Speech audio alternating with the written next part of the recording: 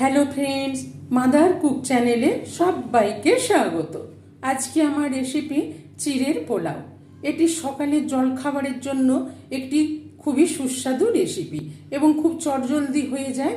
তো চলুন দেখতে থাকুন আমি কিভাবে বানাই এই চিড়ের পোলাও। তো আমি এই চিড়ের পোলাও বানাবার জন্য দেখুন আমি এখানে একটা মেজারিং কাপে 1 কাপ চিড়ে নিয়ে নিয়েছি। এই চিড়েটা একটু মোটা চিড়ে নিয়েছি। বাজারে তো অনেক রকমের চিড়ে পাওয়া যায়। চিড়ের পোলাও করতে গেলে একটু শক্ত চিড়া হলে ভালো হয়, তাহলে চিড়েটা গলে যাবে না, ঝরঝরে থাকবে। পাতলা চিড়েটা গলে যায় তাড়াতাড়ি, সেই জন্য একটু চিড়ের পোলাওতে শক্ত চিড়ে হলে ভালো হয়। তো আমি এখানে নিয়ে নিয়েছি গোবিন্দভোগ চালের চিড়ে। গোবিন্দভোগ চালের চিড়েটা একটু ছোট ছোট। তো প্রথমে আমি এই চিড়েটা একটু ধুয়ে নেব। তো আমি এখানে একটা বড় বাটির মধ্যে নিয়ে নিলাম। চিড়েটাকে আমি ভালো করে 2 বার জল দিয়ে ভালো করে ধুয়ে নেব। পাতলা চিড়া কিন্তু একবার ধুলেই হয়ে যায়, কিন্তু এই চিড়াটা যেহেতু একটু মোটা, সেই জন্য আমি 2 বার জল পাল্টে ধুয়ে নেব। দেখুন প্রথমে জলটা কিরকম ঘোলাটে হয়েছে, এই জলটা আমি ফেলে দেব। ওই জলটা ফেলে দিয়ে আমি আর একবার বেশি করে জল দিয়ে দিলাম। দিয়ে ভালো করে আর একবার চিড়েটা হালকা হাতে ধুয়ে নেব। দেখুন এই জলটাও ফেলে দেব। চিড়েটা আমি 2 বার করে ভালো করে ধুয়ে নিলাম।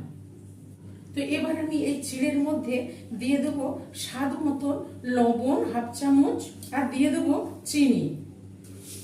আমি এখানে ছোট চামচে 2 চামচ মতো চিনি দিয়ে দিলাম আর লবণ দিয়ে দিলাম। দিয়ে আমি ভালো করে মিশিয়ে নেব। লবণ মিষ্টিটা ভালো করে মিশিয়ে নিলাম। এই চিড়ের সাথে গলেও যাবে, আর লবণ চিনিটা মাখিয়ে রাখলে চিড়েটা খুব ঝরঝরে হবে এবং চিড়ের পোলাওটা খুব ভালো হবে। চিড়ের পোলাওটা বানাবার জন্য গ্যাসে আমি একটা ফ্রাই প্যান চাপিয়ে দিয়েছি।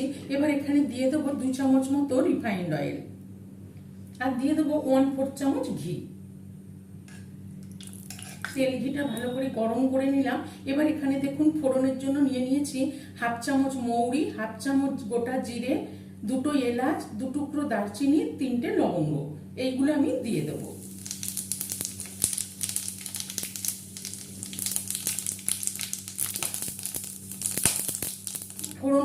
ফোড়নটা একটু ভেজে নিলাম। এবার এখানে দিয়ে দেব কিছুটা বাদাম নিয়ে নিয়েছি, এই চিনে বাদাম দিয়ে দিলাম কিছুটা। দিয়ে বাদামটাকে একটু ভালো করে ভেজে নেব। বাদামটাকে একটু ভালো করে ভেজে নিলাম। এবার আমি এখানে নিয়ে নিয়েছি কিছুটা কাজুটা দিয়ে দিলাম। আর এখানে নিয়ে নিয়েছি কিছুটা কিশমিশটাকে আমি জলে ভালো করে ধুয়ে জলটা চেপে রেখেছি, এই কিশমিশটাও দিয়ে দিলাম। দিয়ে সবগুলোকে একটু ভালো করে ভেজে নেব।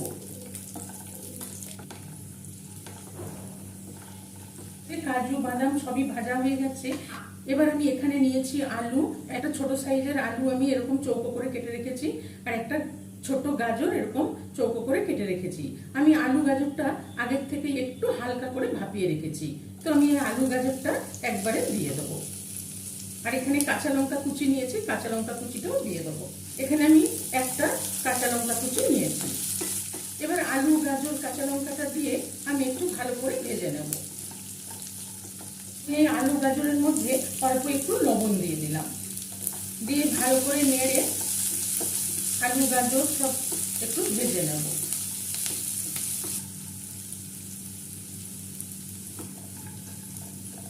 আলু গাজরটা একটু ভেজে নিলাম। এবার এখানে আমি একটা মিডিয়াম সাইজের পেঁয়াজ কুচিয়ে রেখেছি, এই পেঁয়াজটা দিয়ে দেব। পেঁয়াজটা দিয়ে মিডিয়াম টু হাই ফ্লেমে রেখে পেঁয়াজটাকে ভেজে নেব। অল্প একটু হলুদ দিয়ে দিলাম। দিয়ে সবকিছু নেড়ে আবারও মিশিয়ে নেব, নিয়ে একটু ভেজে নেব। আমি একটু ভেজে নিলাম মিডিয়াম টু হাই ফ্লেমে। এবার গ্যাসের ফ্লেমটা লো করে একটু ঢেকে দিলাম, যাতে আলু গাজর পেঁয়াজটা একটু ভালোভাবে নরম হয়ে যায়।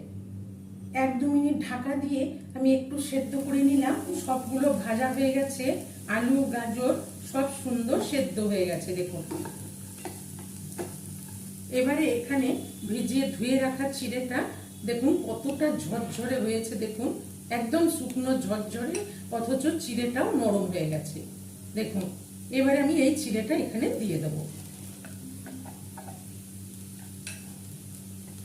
দিয়ে হালকা হাতে ভালো করে চিড়েটাকে মিশিয়ে নেব।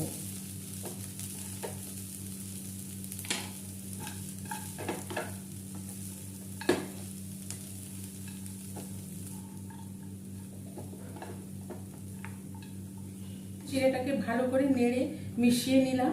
খুব বেশি ভাজার দরকার নেই, কেন কি না হলে চিড়েটা ভেঙে যাবে। এবার আমি গ্যাসের ফ্লেমটা অফ করে দিলাম, দিয়ে একটু ঢেকে দেব যাতে লবণ চিনিটা ভালোভাবে গলে গিয়ে মিশে যায়। 1-2 মিনিট ঢেকে রেখেছিলাম, নিয়ে একটু দেখে নেব। দেখুন যেমন ঝরঝরেও হয়েছে আর লবণ মিষ্টি একদম পারফেক্ট হয়েছে।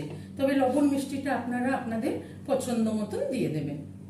দেখুন কত সুন্দর সহজভাবে চিড়ের পোলাও রেডি হয়ে গেল। এটি একটি খুবই সুস্বাদু রেসিপি আর খেতে ভীষণই টেস্টি হয়। চিড়ের পোলাও রেসিপিটি ভালো লেগে থাকলে মাদার কুক চ্যানেলটিকে লাইক, শেয়ার এবং সাবস্ক্রাইব করার অনুরোধ রইল।